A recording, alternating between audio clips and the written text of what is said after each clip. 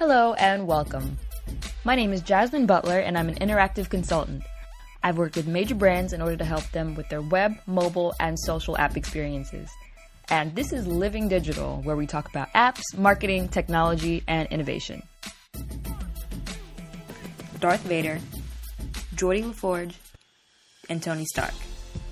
What do they have in common? Wearables. And that, my friends, is the subject of today's podcast. Wearables refer to wearable technology. Like the smart home industry, it weaves technology into everyday life to make things easier. The main functionality that we see today is related to quantified self. If you aren't familiar with the quantified self movement, it's basically a way for people to incorporate technology into the collection of data, like physical activity, sleep patterns, heart rate, etc. Different vitals, things like that. Wearables today come in various forms. They could be watches, wristbands, and of course, Google Glass, which displays information that a smartphone would, but in a way that's hands-free. The most popular wearable being talked about these days is the Apple Watch. Features mentioned in the Apple keynote include messaging and calling, communication with Siri, fitness tracking, and Apple Pay. So I'm excited about Apple Pay because it just seems like such a friggin' efficient way to pay for things. Those lines where people are counting change or, God forbid, they take out their checkbook. It makes the shopping experience longer than it has to be. So I definitely can't wait to be able to walk up to the register, pay with my watch, and be on my way. ABI Research predicts that 90 million wearable devices will be sold in 2014. Big brands are definitely on this bandwagon, and so are startups.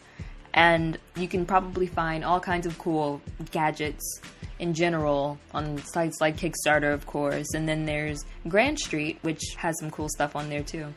I love the idea of these sites because it gives the little guy, more or less, the opportunity to be a part of the conversation and innovate and bring a voice to the mix that isn't necessarily corporate. But then again, if a corporation decides to come along and scoop them up, that's okay too. Good for them. So when it comes to perception, I'm sure there are plenty of people who think that wearables aren't overwhelmingly beneficial. But I think they are useful in the same way that smartphones are, they're just in a different form. And I wouldn't be so quick to dismiss them because some of us have them in our hands so often they might as well be an additional limb.